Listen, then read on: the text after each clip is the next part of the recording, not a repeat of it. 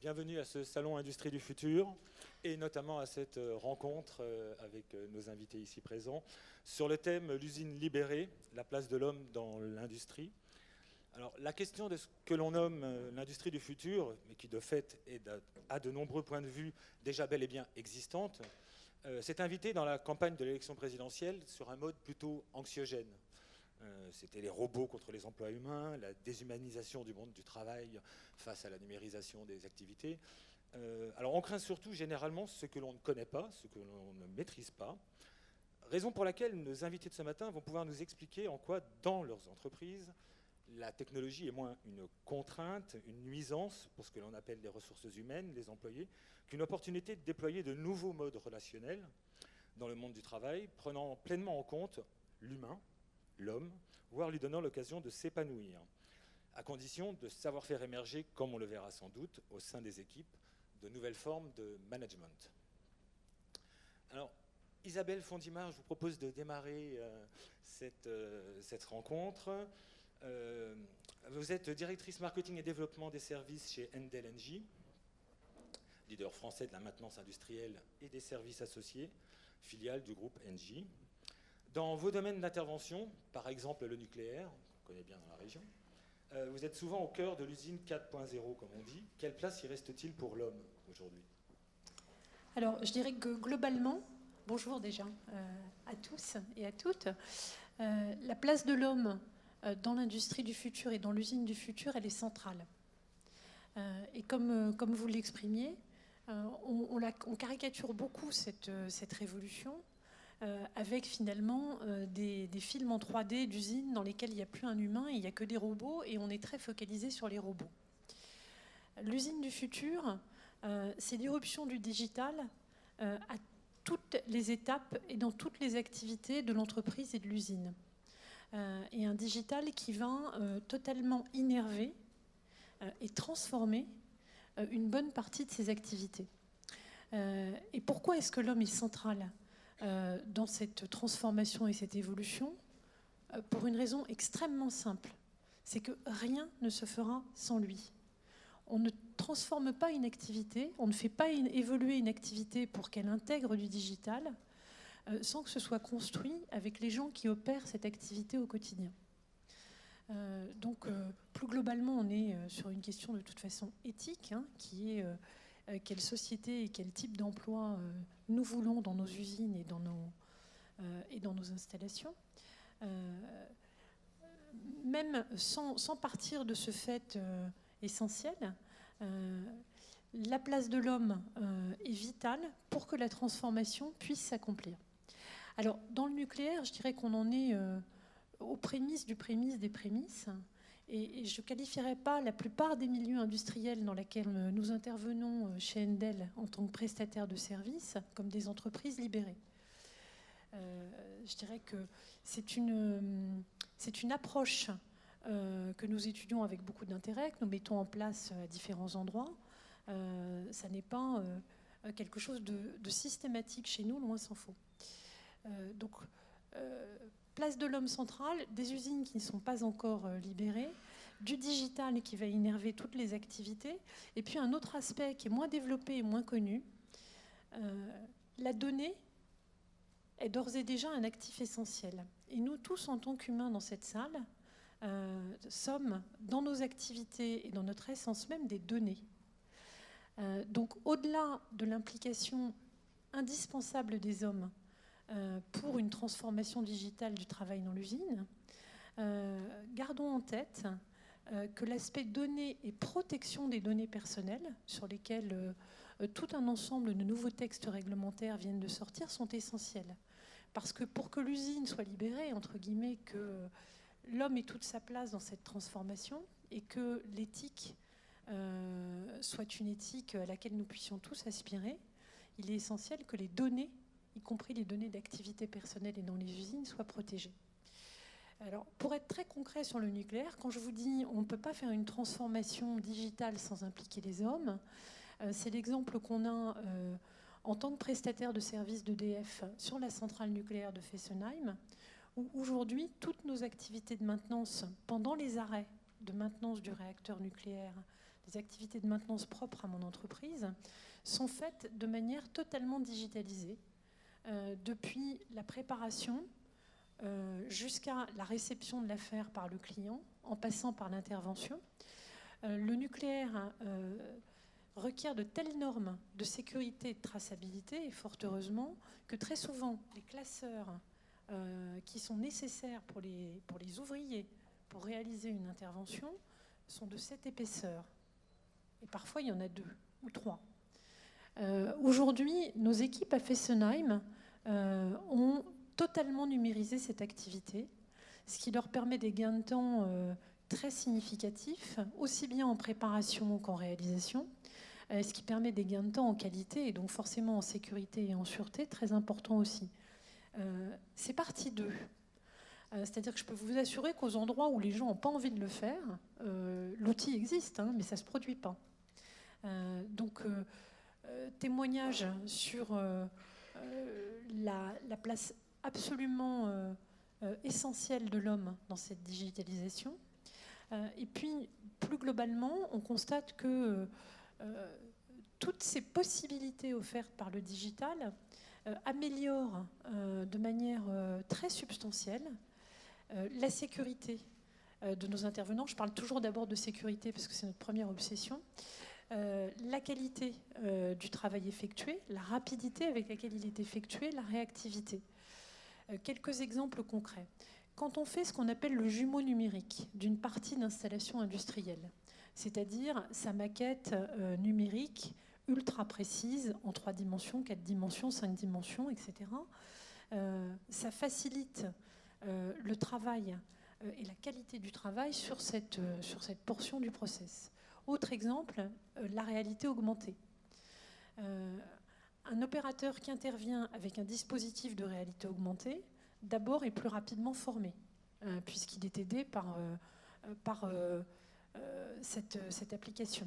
Ensuite, réalise son intervention plus rapidement et avec une meilleure qualité. Les contrôles qualité sont accélérés.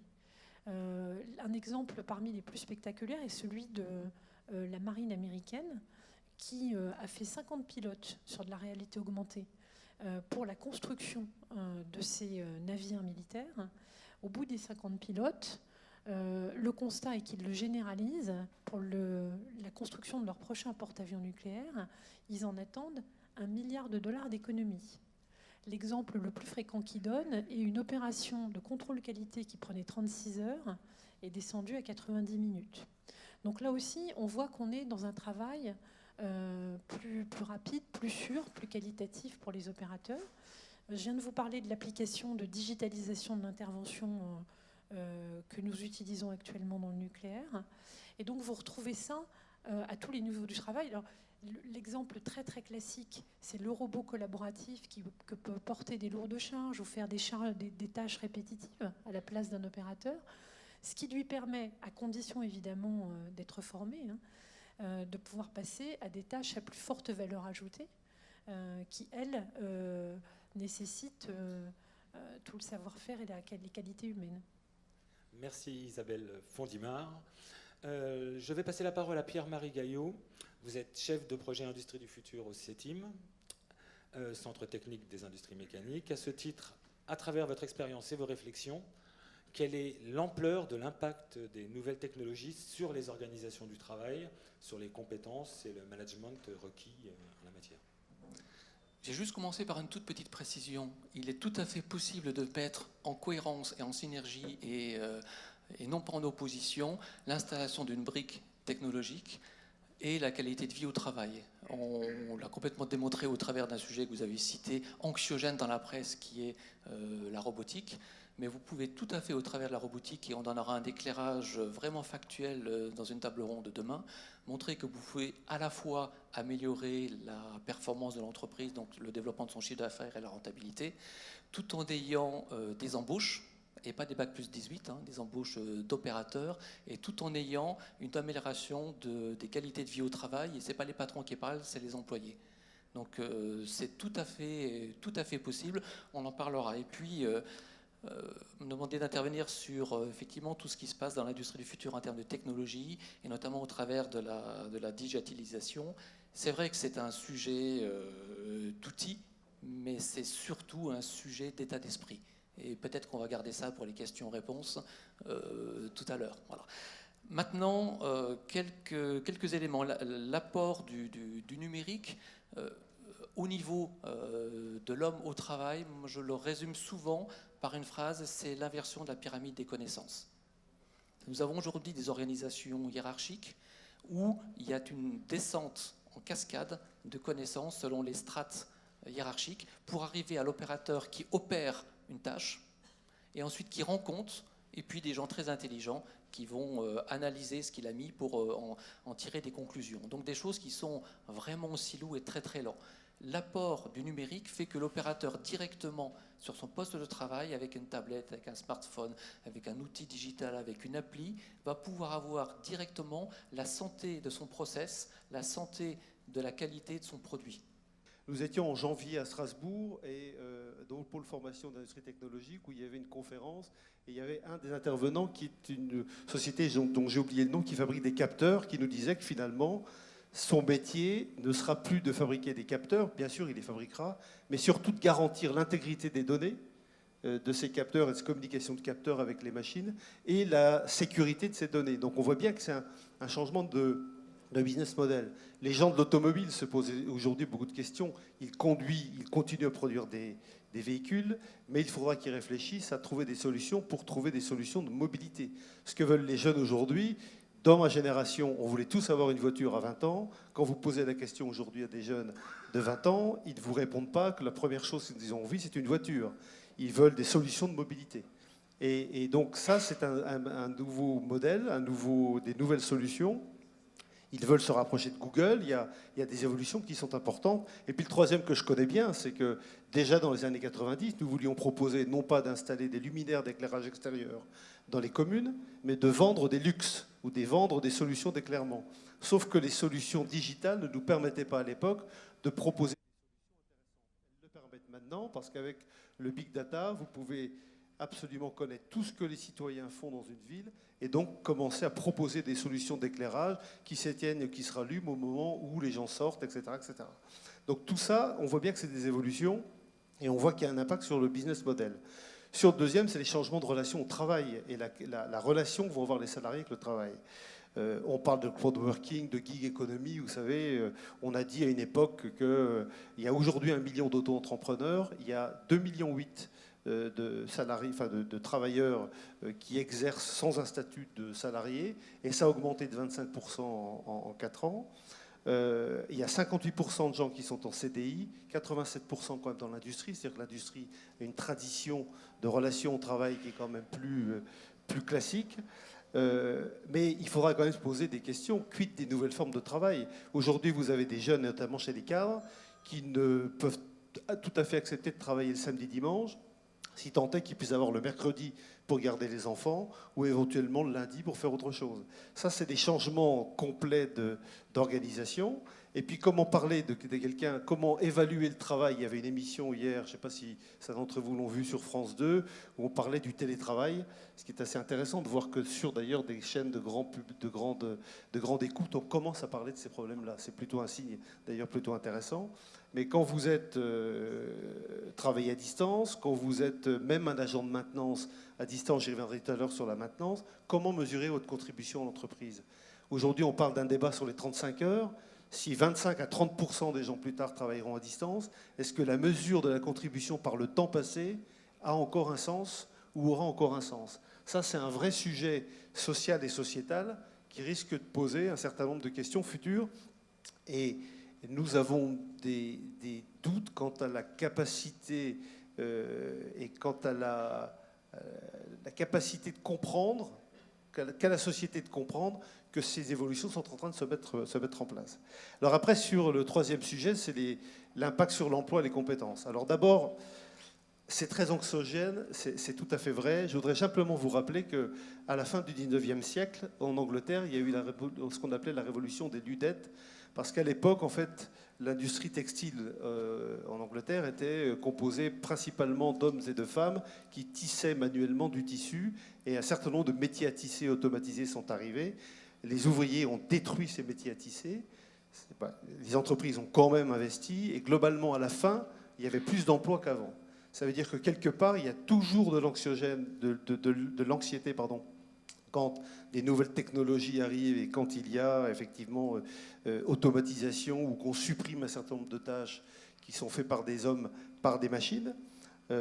Mais je pense que c'est au contraire une formidable opportunité. Enfin, nous, on pense que tout ce qu'on entend dans la littérature, le rapport d'Oxford disant que 47% des métiers seront complètement désintermédiés dans quelques années, qui a d'ailleurs été contredit par le rapport de l'OCDE qui dit que c'est 10% maintenant. Donc on voit bien qu'il y a des hésitations sur le sujet. Il y aura des désintermédiations et des suppressions d'emplois, mais nous pensons qu'il continuera à y avoir des hommes dans nos usines et que l'opportunité de la robotique est une opportunité absolument extraordinaire. Les Allemands ont 4 fois plus de robots que les Français installés dans leurs usines, ont rapporté à 10 000 salariés. Les Italiens, je crois que c'est 2 ou 3 fois, je pense sous le contrôle du CETIM qui sait mieux que moi ça. Et globalement, leur croissance est meilleure. Ça veut dire que ce qu'il faut qu'on arrive à faire comprendre à d'autres pays, c'est que le travail ne se mesure pas à richesse constante. On a aussi le droit d'imaginer qu'en modernisant, on ira chercher de la croissance et donc on créera de l'emploi.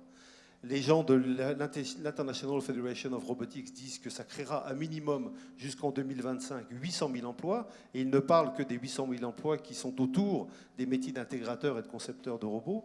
Mais en modernisant et en créant de la productivité, on ira chercher des emplois, donc on ira chercher des marchés, donc on ira chercher des emplois supplémentaires. Donc c'est une opportunité. Un dernier point aussi pour dire que c'est une évolution des compétences qui, bien entendu, les compétences vont évoluer, les besoins des entreprises sont de plus en plus en qualification plus élevée, on va dire, mais c'est quelque chose qui a démarré depuis longtemps. Le nombre d'ouvriers non qualifiés a baissé de 15%, je crois, dans les 15 ou 20 dernières années. Donc ce n'est pas quelque chose de très nouveau, sauf que ça s'accélère, en fait. Et donc, il va falloir effectivement qu'on réfléchisse à augmenter la capacité et les qualifications des salariés de nos entreprises. Et ça, c'est un sujet important.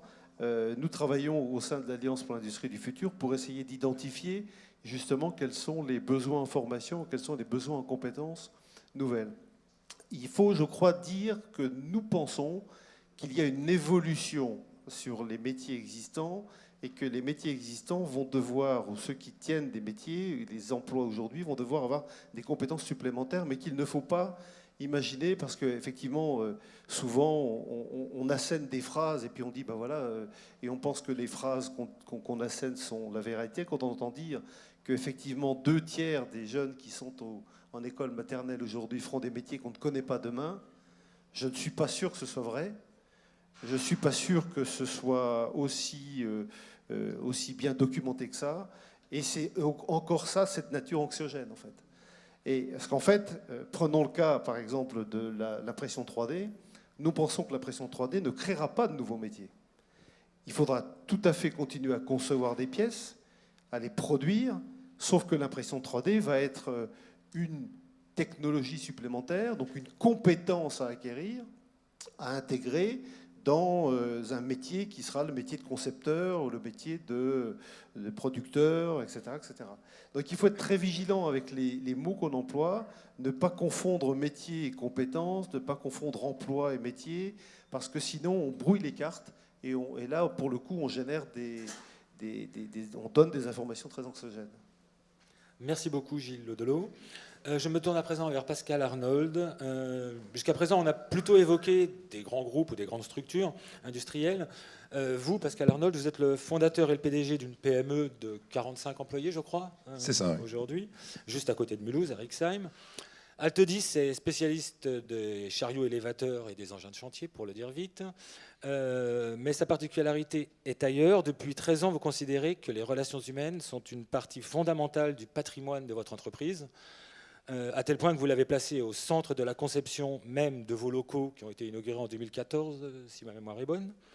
Pouvez-vous nous expliquer ce que vous appelez l'actif humain dans votre entreprise et comment vous, concrètement, vous mettez en œuvre cette philosophie. Bien, donc bonjour à tous.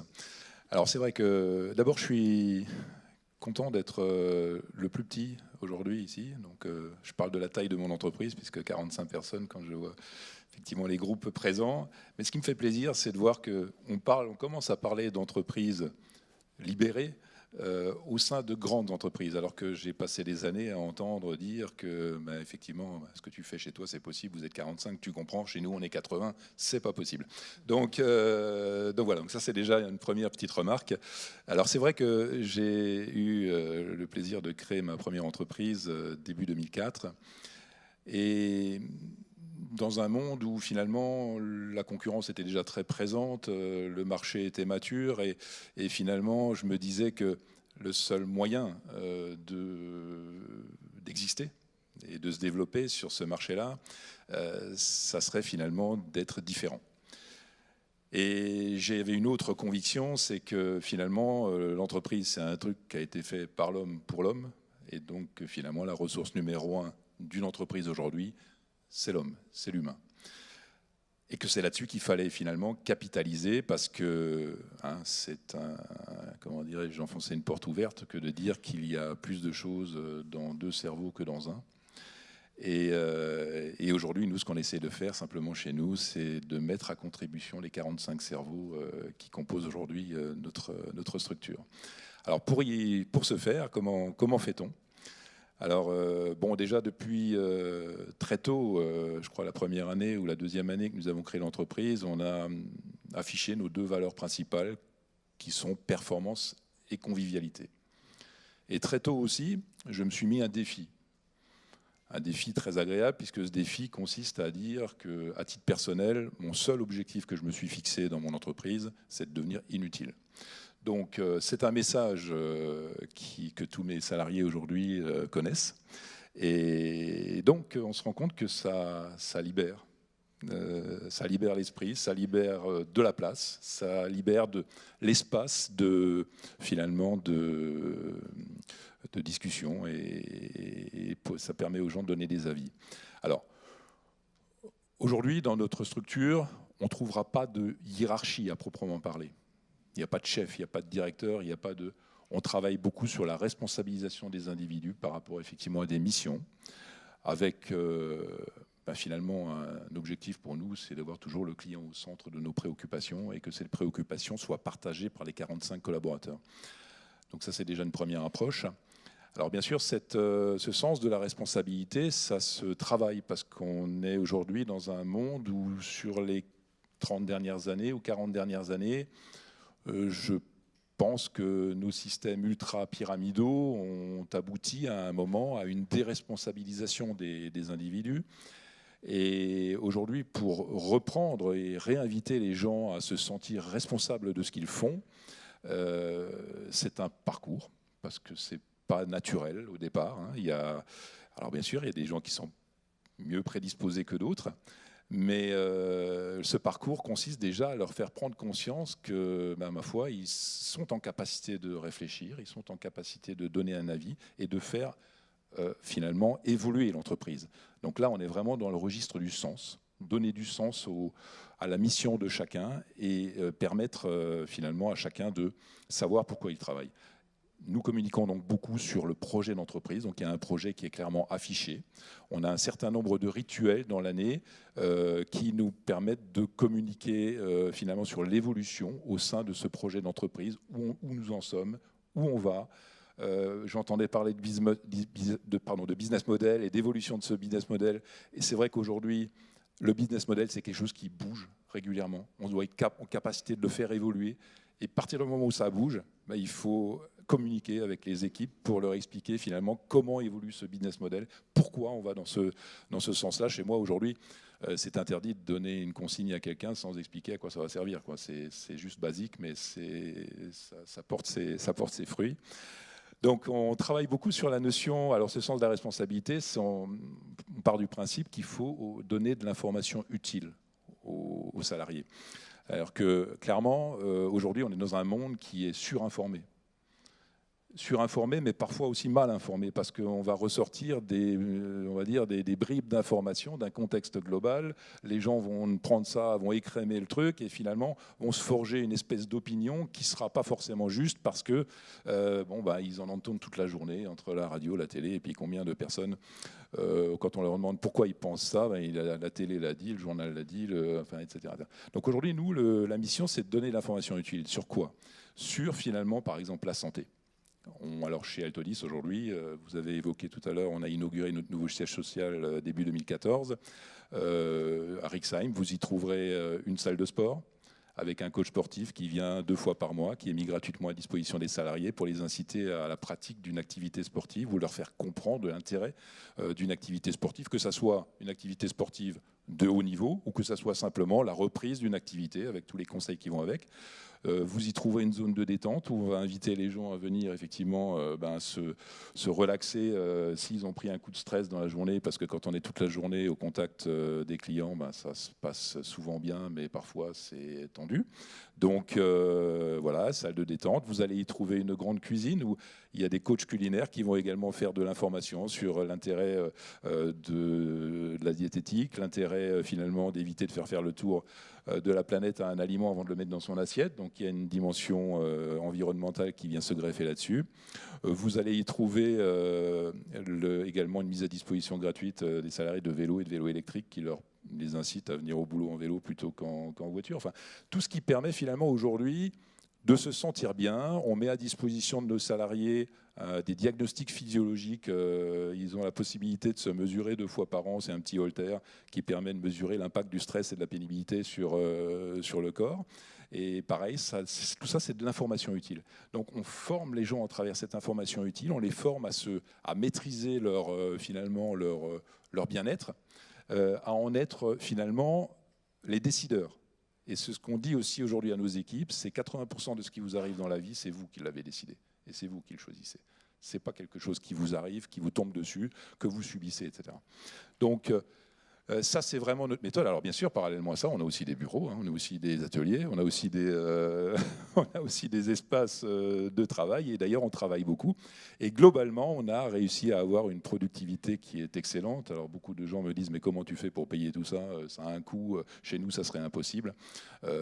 Si, c'est tout à fait possible, même dans des industries, dans des activités où les marges sont faibles, c'est possible, parce qu'on se rend compte que quand on arrive à aligner 45 cerveaux et à les mettre en travail et finalement à les mettre en cohésion et en collaboration, parce que c'est une autre recette, c'est la notion de travail en collaboration. Alors on applique chez nous des méthodes traditionnelles comme les méthodes du Lean. On a mis en place le Lean Service, donc avec des rituels 2 fois par semaine qui réunit les différents leaders pour partager finalement toutes les problématiques de la semaine qui ont été rencontrées, les insérer dans un PDCA pour arriver finalement à l'amélioration continue et permanente de nos process.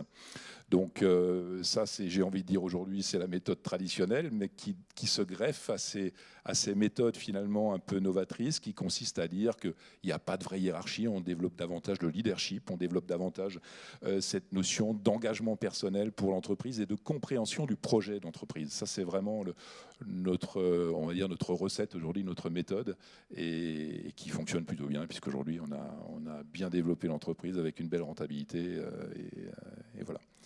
Donc, Merci Pascal Arnold. Pour continuer sur cette notion d'adhésion au projet d'entreprise que vous venez de développer, je vais passer la parole à Christian Tirolf, qui est là. Vous êtes depuis 18 ans chez Michelin. Vous êtes responsable management autonome de la performance et du progrès. Vous allez nous expliquer ce que c'est, sur le site allemand de Hambourg. Même si la réflexion sur le management est depuis très longtemps au cœur de votre entreprise, vous avez pris un nouveau virage en 2012, m'avez-vous dit, avec notamment l'accent mis sur 2 notions intimement liées, l'autonomie et la responsabilisation. Pouvez-vous nous en dire un peu plus ? Voilà, alors bonjour à tous. Je suis allemand, alors je ne peux pas parler assez vite comme mes autres collègues. Mais sur notre démarche, ça ce qui est vraiment important, la partie autonomie, parce que dans la démarche de la responsabilisation, nous sommes depuis 1995. Mais la responsabilisation, c'était plutôt dans l'optique de la délégation. et de bien organiser les cadres qui est responsable et de toujours avoir un qui est responsable et qui finalement prend la décision. Depuis quelques années, alors depuis 2012, on a vraiment changé cette optique parce que le mot autonome, de décider quelque chose en autonomie, ça veut dire que j'ai besoin des informations correctes, des informations utiles, et j'ai besoin d'un critère pour prendre ma décision. Et il faut prendre la décision là où il y a un problème à résoudre, et pas 3 niveaux plus haut. Et cette démarche, aussi un peu inspirée par Isaac Gates, l'usine libérée, ça fait un peu peur au début, parce qu'on entend à la fin, il n'y a plus de chef, c'est ça ce qu'on a vu, mais il y a quand même des personnes encore, mais la façon change. Alors, le chef ne devient pas... c'est pas la hiérarchie qui compte. Le chef, il se met au service des autres. Et ça, c'est plutôt dans la notion d'être jardinier. Une plante va pas grandir en tirant. Une plante grandit parce que j'ai un environnement qui convient, j'ai un sol, il y a du soleil, il y a de l'eau. Et c'est plutôt cette notion qu'on cherche chez nous. Alors, l'usine libérée, dans la démarche Michelin, ça ne veut pas dire qu'on va casser la hiérarchie et qu'on va éliminer les chefs. Ce n'est pas du tout ça, mais il faut changer quand même leur rôle. Pour Michelin, parce que nous sommes quand même assez grands, c'est 110 000 employés, on est partout dans le monde, et je parle ici de la fabrication. Il y a beaucoup de sites de fabrication. Et il y a 20 ans, on a eu 5 ou 6 niveaux dans nos usines. Actuellement, on a encore dans les grandes usines 4 niveaux. Ça veut dire qu'on a déjà éliminé toute la partie chef-équipe. Ça, c'est fait maintenant par les agents eux-mêmes et par des porte-paroles, des spokes pour les différents domaines. Alors, on s'appuie sur le Toyota Production System au début. Maintenant, bien sûr, on a créé notre propre système, Michelin Manufacturing Way, où on applique les principes Lean. Et on a beaucoup des outils de progrès et tout ça.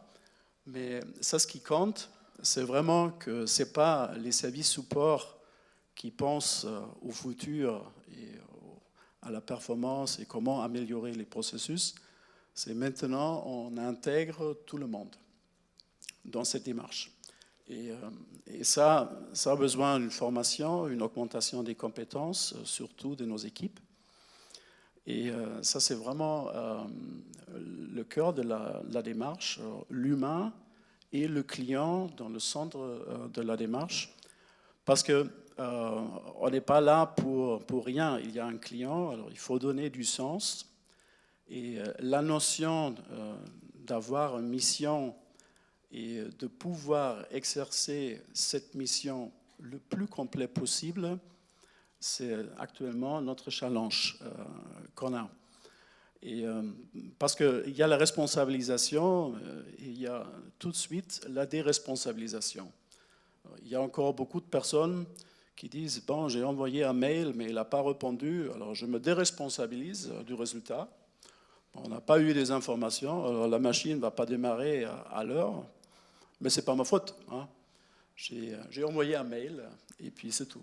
Alors là, il faut changer beaucoup de choses et surtout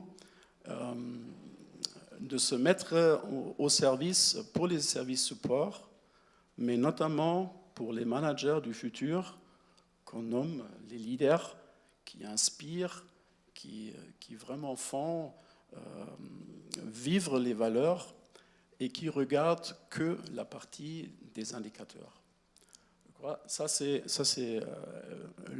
là, on est dans le corps de notre démarche.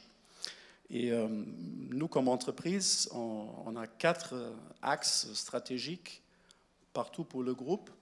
C'est la digitalisation, bien sûr, on est tous là-dedans. Au niveau de la fabrication, c'est vraiment d'avoir les bonnes données pour pouvoir prendre les décisions.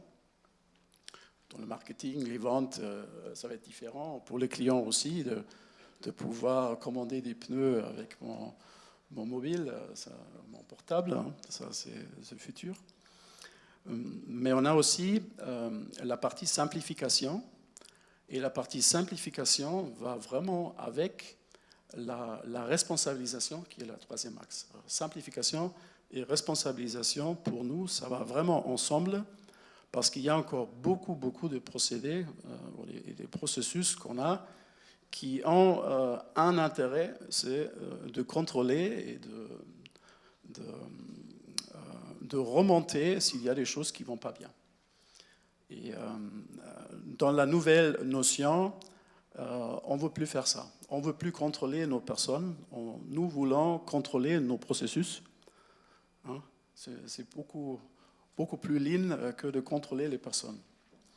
Et pour cela, on a besoin aussi d'un nouveau esprit humain. C'est vraiment que l'humain, nos agents, chaque personne s'approprie de sa mission et c'est bien pourquoi je suis ici, pourquoi je suis payé, comment je contribue à un objectif plus global. Et ça aussi dans la fabrication, si on voit la personne devant la machine, il a un tarif, il faut faire 60, alors il essaye de faire 60. Et avec ce système-là, on a fait beaucoup de progrès. Mais actuellement, la diversité dans les usines explose. On a beaucoup plus de changements de dimension, on a beaucoup plus des choses à organiser directement sur place. Et on ne peut plus maîtriser ça.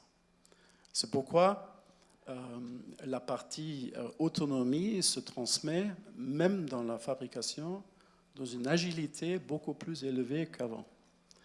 Et l'agilité, bien sûr, là pour le marketing et les ventes, j'imagine, c'est encore plus important, notamment sur les entreprises qui sont un peu réparties dans les différents pays, les différentes cultures. On ne peut pas être sur le marché avec la même culture. Il faut s'adapter. Il faut absolument s'adapter. Et puis, nous, chez Michelin, comment ça se passait le projet MAPP, on a commencé avec des petites explorations à la maille d'un îlot. C'était 30-35 personnes, un chef îlot. Et on a travaillé sur différents thèmes sur lesquels on a donné la main aux opérateurs. On les a formés, on leur a dit, bon, la relation client-fournisseur, comment ça se passe? Est-ce qu'il y a des choses à améliorer? Ou bien la partie absentéisme, ça c'est aussi un thème, un sujet assez difficile, hein, quelquefois. Et on a fait ça partout dans le groupe, dans beaucoup de pays, dans beaucoup de contextes, de cultures différentes. Et là, il y a vraiment des très bonnes choses qui sont ressorties. Et après cette phase, on a mis, bon, maintenant, il faut le mettre ensemble et il faut créer des sites pilotes. Alors, des activités complètes avec leur équipe support, avec leur chef, avec tout ce qu'il y a avec. Et il faut se lancer dans cette démarche. Et dans cette démarche, j'anime ce processus à notre usine à Hambourg. Et grâce à ça, ce qu'on a vu, et l'indicateur, c'est bien sûr aussi la productivité, la performance, mais l'indicateur principal pour nous, c'était les yeux qui brillent de nos agents. De vraiment pouvoir participer et d'être écouté par la hiérarchie. Ça, c'était vraiment un moment très très fort aussi pour moi. Et je ne pouvais pas m'imaginer qu'on pourrait libérer autant d'énergie grâce à ça, uniquement à ça, être à l'écoute. Pour tous les managers, c'est vraiment un des choses clés dans cette démarche, pouvoir être à l'écoute et de se remettre en cause. Et finalement, au service pour créer un environnement dans lequel les personnes se soient bien. Alors, pour un, ce sont des salles de gymnastique qu'on installe. Pour nous, dans la production, ce sont des petites choses, un peu de couleur et des trucs comme ça, des choses vraiment simples pour améliorer l'ambiance. De la couleur. De la couleur. De la peinture. Pardon, de la peinture. Parce que, bon, vous pouvez imaginer, notre produit est noir. Alors, il y a beaucoup de noir dans nos usines. Et il fallait changer ça. Et dans notre démarche, peut-être encore pour témoigner, bien sûr, on peut faire du progrès par n'importe quel outil. Mais d'avoir quelque chose vraiment dans la pérennité, là, il faut travailler autrement et il faut vraiment impliquer les personnes qui sont concernées.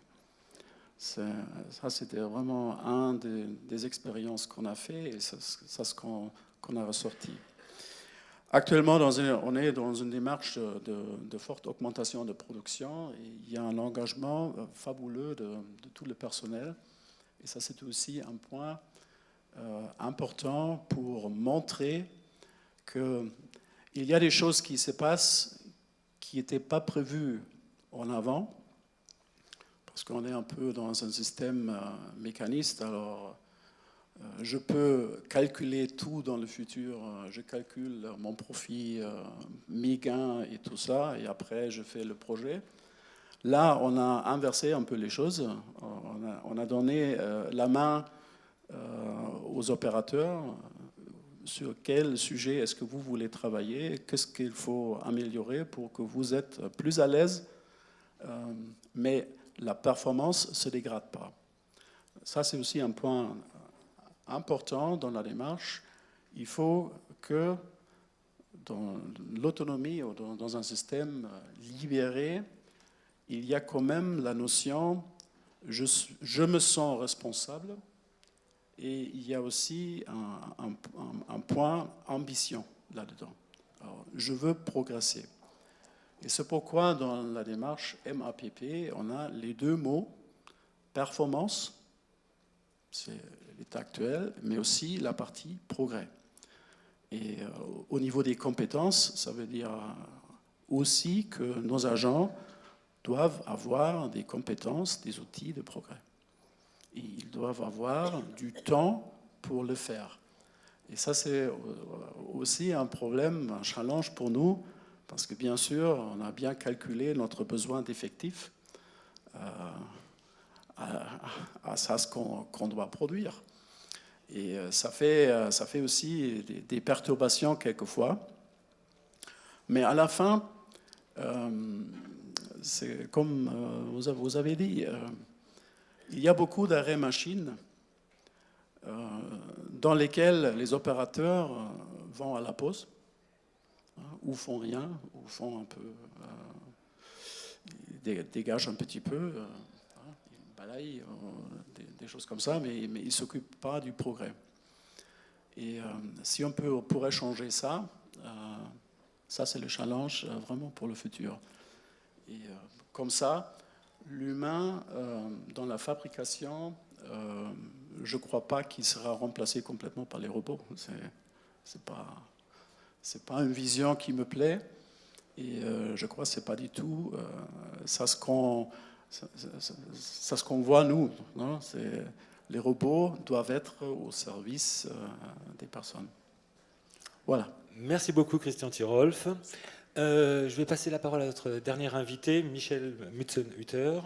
Vous avez dirigé pendant un quart de siècle SIU Usocom, entreprise barinoise spécialisée dans les systèmes d'entraînement. Vous y avez initié et porté un projet Performance, une expérience de mariage entre performance et bonheur au travail que vous relatez dans votre livre paru en 2016, je crois. L'entreprise qui libère les énergies, le management de la performance.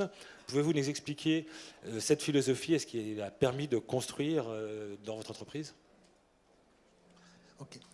Bonjour à tous. Alors effectivement, ce projet Performance, nous l'avons démarré dès 1989 en partant du principe qu'il n'y a jamais de performance. Vous avez parlé de convivialité, mais de bonne ambiance.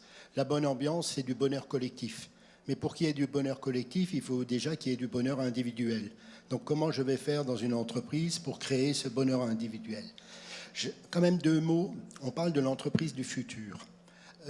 J'aimerais préciser que l'entreprise du futur, ce n'est pas quelque chose de nouveau. Toute entreprise a toujours dû penser au futur parce qu'il faut rester au top de la technologie. Si vous ne restez pas au top de la technologie, dans la mondialisation dans laquelle on vit aujourd'hui, vous disparaissez très vite. Donc il ne faudrait pas quand même, et j'espère que ce n'est pas un nouveau phénomène de mode comme souvent, mais que ce soit une continuité. Alors l'entreprise du futur, pour moi, c'est très vaste. Et ça ne s'arrête pas uniquement aux robots, ça va bien au-delà. Et pourquoi?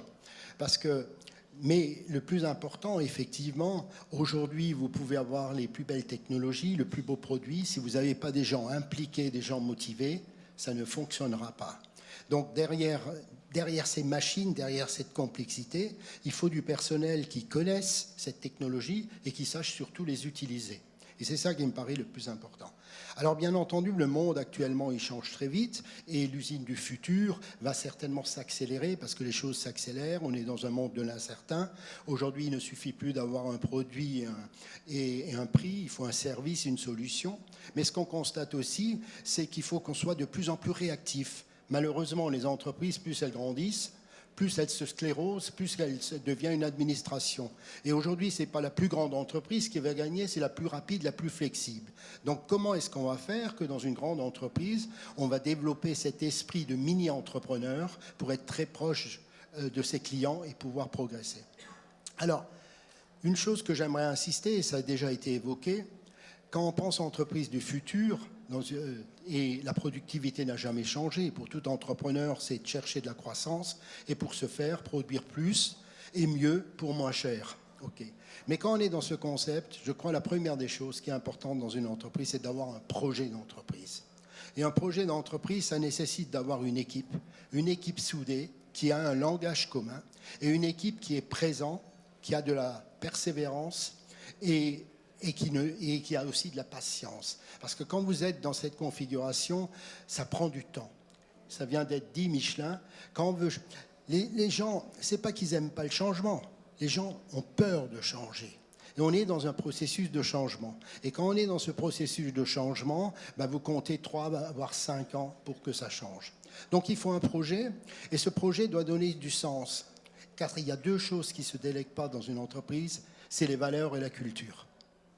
Ensuite, la deuxième des choses qui me paraît important, c'est ce que j'ai toujours appelé le concept de la propreté totale. Quand on parle usine ou entreprise aujourd'hui, une entreprise aujourd'hui se doit d'être belle, doit être nickel.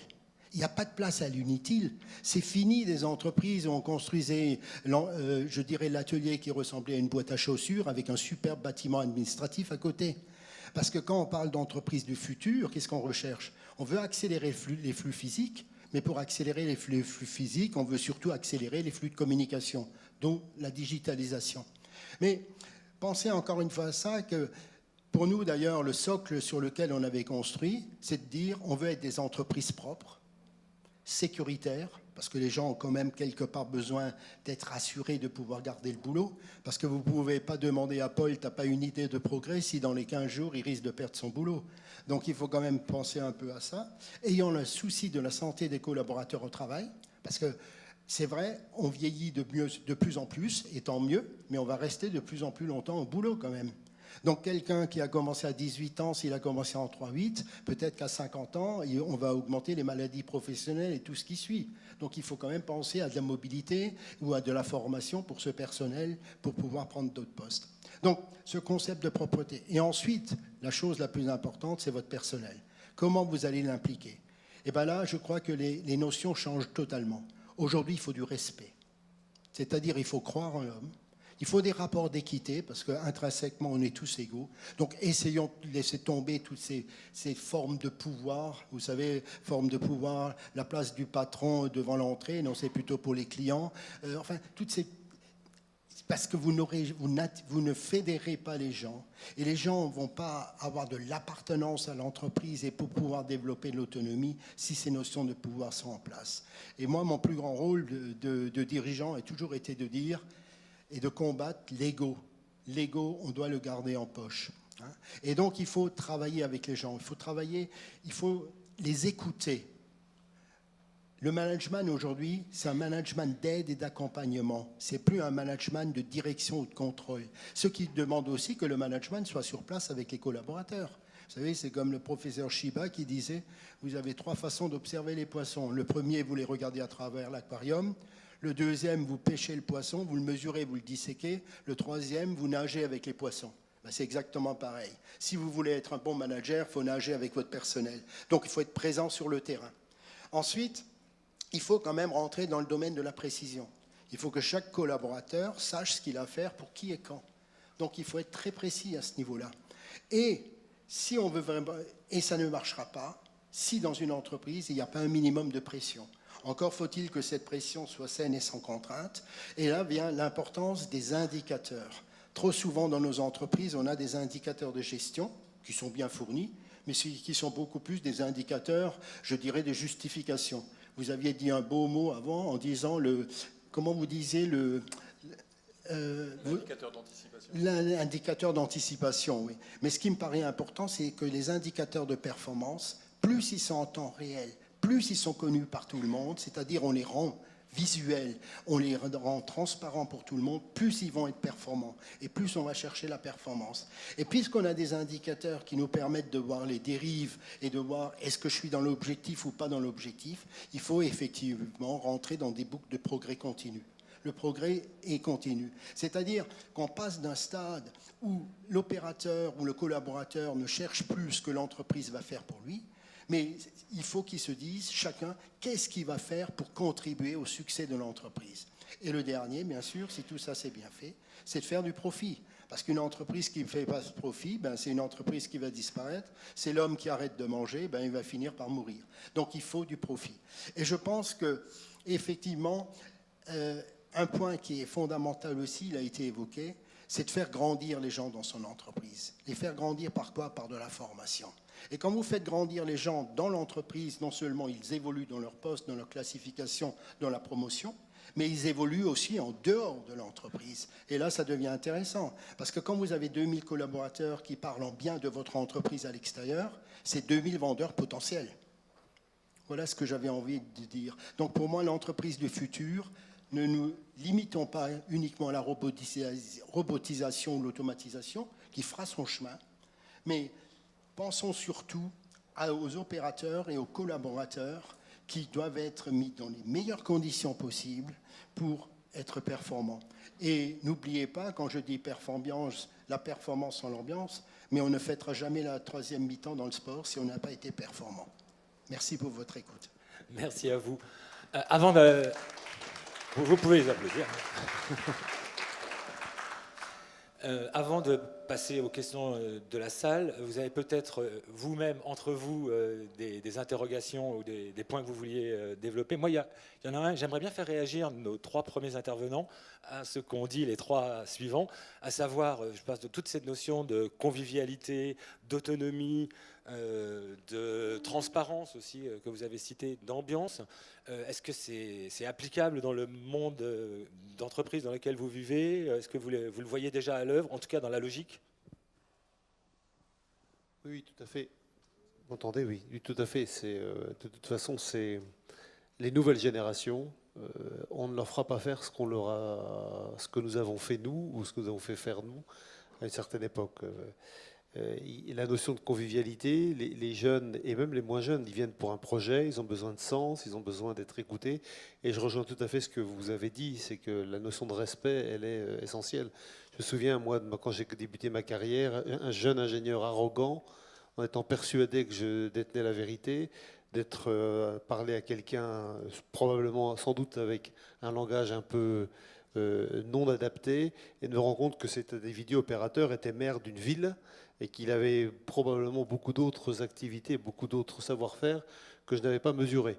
Mais comme on était formaté comme ça, forcément... Et donc, c'est vraiment, à mon avis, la chose la plus importante, c'est le respect, la transparence, parce que à mon avis, tous les salariés de nos entreprises sont capables d'entendre qu'une entreprise doit faire du profit. Ça n'est pas un gros mot. Il faut simplement expliquer que le profit sert à faire vivre l'entreprise. Donc oui, nous, et on voit que ça se développe de plus en plus. Et c'est plutôt rassurant, je trouve.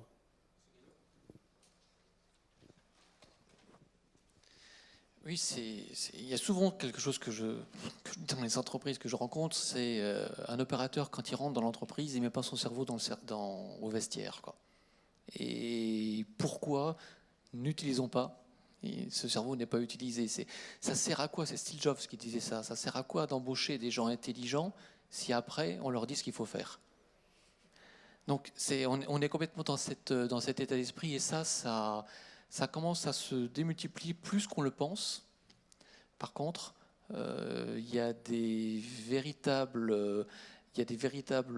enjeux qui se tournent autour notamment des populations d'entreprises PMistes, qui sont des entreprises patrimoniales, qui ont réussi sur plusieurs générations en mettant en œuvre un certain nombre de recettes acquises ou d'expériences acquises, et en disant mais pourquoi veux-tu que je change ce qui m'a permis d'être là où je suis aujourd'hui?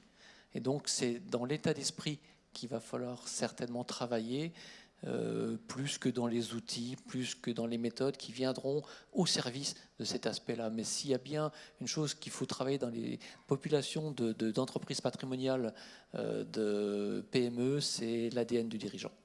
Oui, et la difficulté de provoquer le changement. Parce que la mutation, elle n'est pas forcément naturelle dans certaines entreprises. Ça l'a été pour vous, M. Arnold, parce que vous partiez de rien. Je ne sais pas s'il Chez Michelin, faut accompagner le changement ou s'il faut simplement expliquer le monde qui change. Et Isabelle Fondimard, peut-être pour une petite réaction dans votre monde d'entreprise à vous. Non, vous posiez la question de la convivialité, de la transparence et du respect. Je pense que le respect n'est pas une valeur nouvelle. Et donc, travailler de façon respectueuse entre collègues, avec ses clients, avec ses collaborateurs, avec ses fournisseurs, c'est pas toujours réussi. En revanche, c'est un objectif permanent et c'est une valeur profonde dans la plupart des entreprises. Ensuite, dans cette transformation digitale, il y a un énorme besoin d'agilité pour de très nombreux aspects. Et cette agilité ne peut être obtenue que par plus d'autonomie des équipes combinée avec de la responsabilisation. Parce que l'autonomie ne peut pas aller sans la responsabilité qui va avec. C'est le principe de la liberté. Absolument. Donc les droits et les devoirs. Et, en ce qui concerne, j'allais dire, des structures de taille moyenne ou importante, il y a aussi néanmoins des choix technologiques qui sont des choix structurants et qui s'imposent au collectif. Donc je dirais que dans l'évolution qu'on va voir, il y a à la fois cette agilité de petits noyaux très entrepreneurial dans l'entreprise d'équipe, et en même temps, il y a quelques fondamentaux en termes de architecture du système d'information et choix technologiques qui s'imposent. Je n'ai pas entendu dire que Steve Jobs et Zuckerberg étaient des patrons peu autoritaires. Ce sont des gens qui imposent beaucoup de choses, tout en stimulant un climat d'autonomie autour d'un projet d'entreprise. Vous l'avez cité, c'est essentiel. Et c'est bien la combinaison des deux qui fait la force. Vous parliez du rôle des fonctions support tout à l'heure avant qu'on démarre, par rapport à ces petites équipes, parce que ces petites équipes sont très centrées sur l'opération et l'objectif immédiat pour le client, et elles ont aussi besoin d'être soutenues, et non pas contrôlées, mais soutenues par des fonctions support en centrale qui les alimentent et qui les nourrissent et qui leur permettent de voir plus loin. Monsieur Arnold, vous vouliez intervenir ? Je crois qu'il y a une chose qui résume bien. On ressent encore aujourd'hui dans les entreprises que finalement la peur de perdre est souvent beaucoup plus forte que l'envie de gagner. Et c'est ça, je crois, qui doit accompagner aussi le changement et voilà, l'état d'esprit. C'est clair que chez nous, par exemple, en parlant d'état d'esprit que vous avez évoqué, on dit toujours, on préfère quand on recrute quelqu'un qui a un bon état d'esprit, qui finalement est un état d'esprit collaboratif, etc., avec peut-être moins de compétences que quelqu'un qui a des compétences ultra pointues avec un état d'esprit qui n'est pas adapté. Ça sera beaucoup plus facile de former quelqu'un qui a l'état d'esprit que l'inverse. Donc ça c'est les points. Donc cette envie de gagner, et quelque part on parle beaucoup, on oppose robot à perte d'emploi, on va dire à peur du futur, etc. Et effectivement, je suis d'accord pour dire non, c'est bien sûr c'est pas le cas du tout, parce que aujourd'hui, est-ce qu'on se pose souvent la question, est-ce que le commun, on va dire des mortels, réfléchit à dire mais finalement qu'est-ce que la robotisation à tout niveau, que ça soit domestique, que ça soit industriel, que ça soit, etc., va pouvoir ouvrir finalement comme possibilité. J'entendais parler du TPS, nous sommes partenaires de Toyota également. La vision de Toyota aujourd'hui au niveau mondial, c'est pas de dire on veut être dans 50 ans fabricant de voitures, on veut être fabricant de chariots élévateurs ou fabricant de je ne sais quoi. Aujourd'hui, la vision de Toyota, c'est de dire que le rôle de Toyota, qui est une boîte de 500 000 personnes quand même dans le monde, le rôle de Toyota dans le futur, ça sera finalement de permettre aux gens de vivre mieux. C'est ça aujourd'hui leur projet. Et tout ce qui va permettre aux gens de vivre mieux intéressera Toyota et intéressera les usines de production de Toyota, quelles qu'elles soient. Et aux gens, à commencer par les gens de l'entreprise elle-même. À commencer par les gens de l'entreprise elle-même. Par rapport à ce qui vient d'être dit, je pense qu'il faut qu'on parte du principe que vous ne créerez jamais de richesse économique si vous ne savez pas créer de la richesse humaine. Et quand on a un projet, d'ailleurs, il y a quand même des chiffres qui montrent assez clairement que les entreprises qui réussissent un peu mieux que d'autres, c'est plutôt des entreprises qui sont effectivement patrimoniales, pas des grands groupes. Et pourquoi ? Tout simplement, dans ces entreprises, souvent on travaille sur le long terme. On reste fidèle sur le long terme. Quand on n'est que sur le court terme, on ne voit que les dividendes qui tombent très rapidement. Et souvent, qu'est-ce qu'on voit aussi dans ces entreprises ? Ça change de patron très souvent.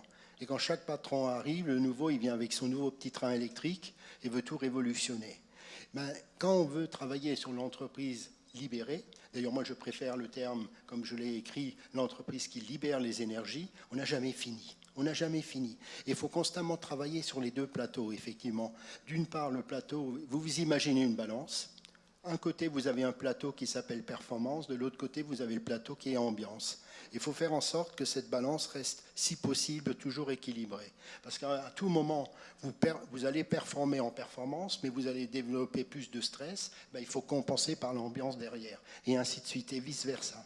Et je pense que c'est fondamental qu'on travaille sur la stabilité, et qu'on travaille aussi sur les opérateurs aujourd'hui, puisqu'on est dans un monde de complexité, qu'est-ce qu'il est simple de faire complexe ? Mais qu'est-ce qu'il est compliqué de faire simple?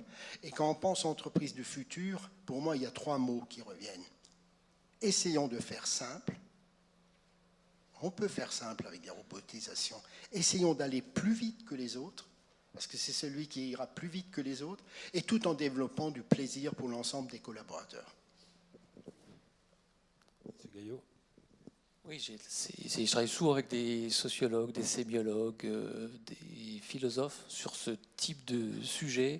Et ils me disent on est sans doute en train de passer d'une manière où on gère aujourd'hui des compétences et des expériences à des nouveaux métiers. Ça, c'était le métier des DRH, des directeurs de ressources humaines.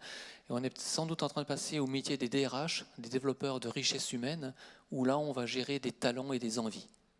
Voilà. C'est ce que les philosophes pensent, en tout cas, de la manière dont c'est en train de s'éclairer l'avenir de l'entreprise. Quelqu'un veut peut-être interroger l'un de nos intervenants? Des questions Non, si.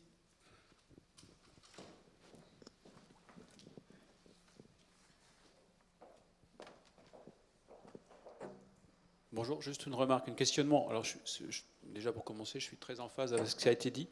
Juste un questionnement, est-ce que les contreparties suffisent? C'est-à-dire qu'on a vu, on apporte du confort, on apporte du respect, on apporte de l'autonomie.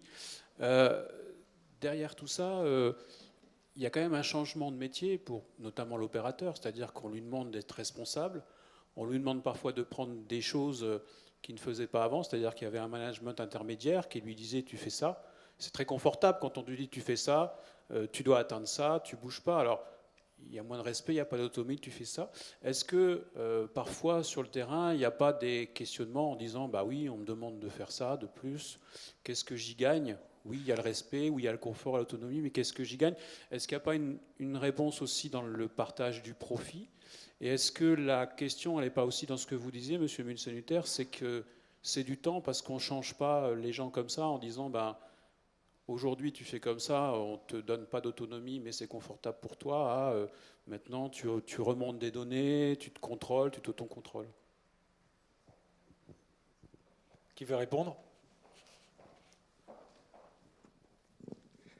Par rapport à cette question, effectivement, de toute façon, il y a des statistiques qui montrent, alors moi je suis assez optimiste, vous avez à peu près dans la population 20% de gens naturellement motivés. Donc les gens naturellement motivés veulent toujours faire un effort, un résultat, puis attendre une reconnaissance. Vous avez à peu près 65% dans les entreprises qui sont des gens, ils sont dans l'entreprise par rapport à l'extérieur. Je suis dans l'entreprise, il faut que je bosse pour payer des études à mes enfants, pour me payer une maison, et ainsi de suite. Si ces gens ne sont pas considérés, si ces gens sont dans des mauvaises conditions de travail, ils vont faire le minimum.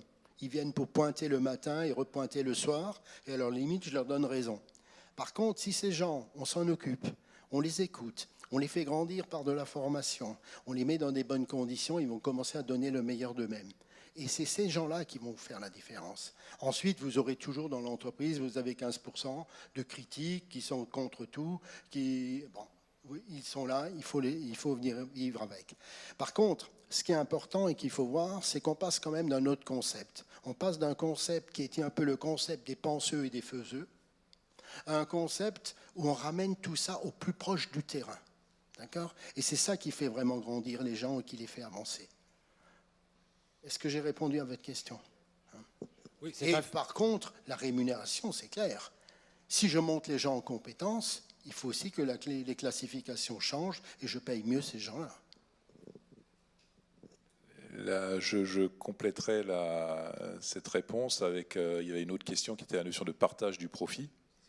Donc c'est clair que ça me semble être une dimension absolument indispensable. Chez Altodis, par exemple, grosso modo, 20% des bénéfices sont redistribués aux salariés de façon équitable. Ça veut dire que concrètement, le seul critère qui est pris en compte pour une différenciation de l'intéressement, c'est le temps de présence. Mais sinon, le cadre, l'ouvrier, toutes les personnes vont toucher la même somme. Ce qui est très intéressant parce que ce qui fait que parfois des gens, on va dire des catégories moins bien payées, vont avoir finalement un booster absolument extraordinaire au niveau de leur intéressement. Ça sera moins le cas pour les gens qui ont des salaires naturellement plus importants, mais ça crée quelque part un lien fort entre les équipes parce que ça donne l'idée qu'une assistante a la même valeur qu'un ingénieur, qu'un commercial, qu'un technicien, etc. La même valeur humaine. Vous avez Pascal Servet, dirigeant de Textilos Curtose, qui est sur ses modèles d'entreprise libérée. Ses profits, il les divise en 3 et chaque opérateur peut tous les jours mesurer l'indicateur. Il est simple, il est visible. Et il y en a un tiers pour reconsolider des fonds propres, parce que l'entreprise a besoin de se moderniser. Il y en a un tiers pour investir dans des équipements identifiés et choisis par les opérateurs eux-mêmes. Et il y en a un tiers qui est réparti de manière équitable entre l'ensemble des personnels. Et chacun, au jour le jour, est capable d'identifier où en est le niveau de sa rémunération, puisque l'indicateur est simple, il est basé sur l'activité. Juste pour Michelin, nous aussi, dans notre démarche, c'est effectivement de changer le système de rémunération vers un système de rémunérer les compétences au lieu des postes. Et aussi avoir à la fin, parce qu'une équipe, c'est quoi le plus important pour une équipe? C'est d'avoir un objectif. Et un objectif, c'est de faire du business pour l'entreprise. Bon, pour 45 personnes, c'est plus facile que pour nous.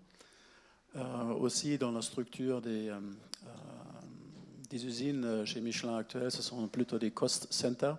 Alors, on n'est pas encore dans cette optique-là, mais j'espère que ça va changer. Et nous, on est aussi avec les syndicats actuellement de prendre ce challenge et de faire un pilote sur ce type de rémunération.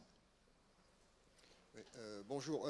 Oui, merci beaucoup pour cette présentation. Ce qui fait plaisir qu'on parle un peu de l'homme dans l'usine, parce que je me souviens de Jean-Pierre Chevènement, qui était ministre de l'Industrie, qui parlait de l'usine sans homme après avoir visité le Japon, parce qu'on était à la lumière en sortant de l'usine. Donc, effectivement, c'est très bien. Bon, est-ce que, la question que je me pose quand même, est-ce que c'est un peu pas trop idéal? Il y a quand même un certain nombre d'études qui montrent, par exemple, que le lean mal appliqué va conduire à des maladies, du stress, des risques psychosociaux, des TMS, etc. Est-ce que derrière, bon, et alors, l'idée qu'on pousse, c'est la notion de marge de manœuvre, c'est-à-dire de laisser aux opérateurs un espace de liberté, pouvoir effectivement donc se reposer, changer d'attitude, etc. Au long de la journée. Et est-ce que derrière, il n'y a pas une notion de quels sont les indicateurs qui permettent de pousser l'entreprise à tenir compte effectivement de ce type de problème?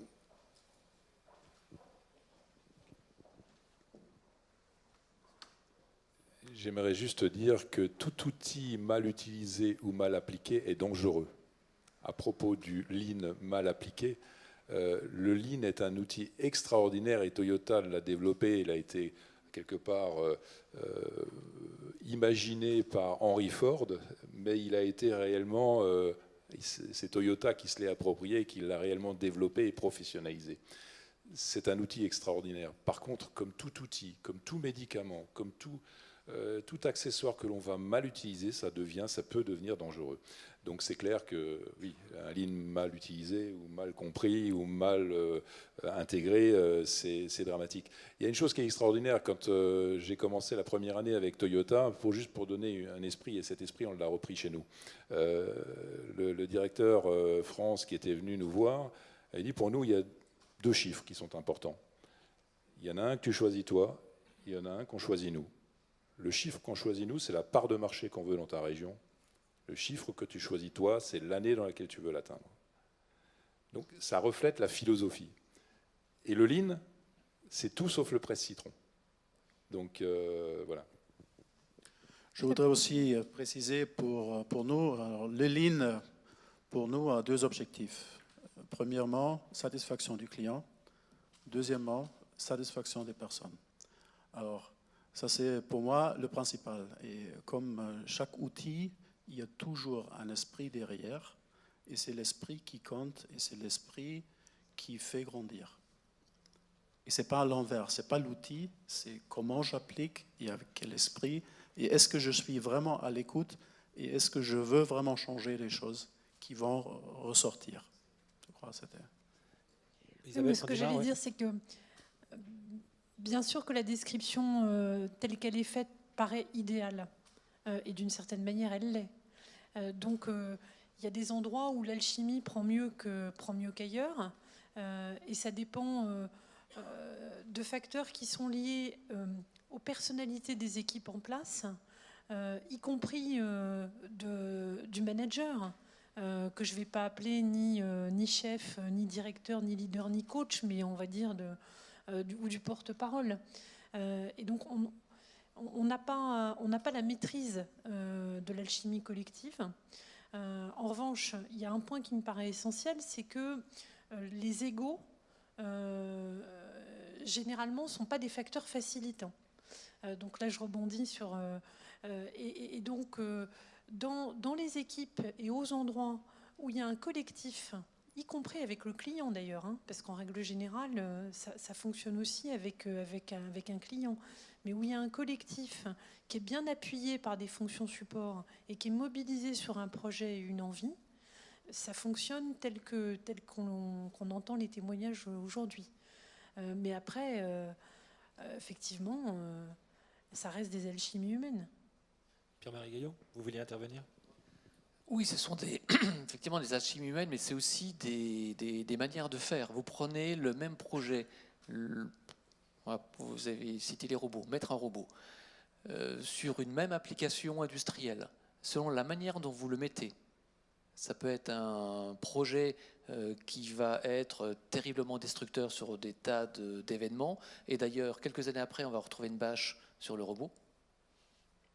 Ou c'est un projet qui va mettre en œuvre tout ce qu'on s'est dit.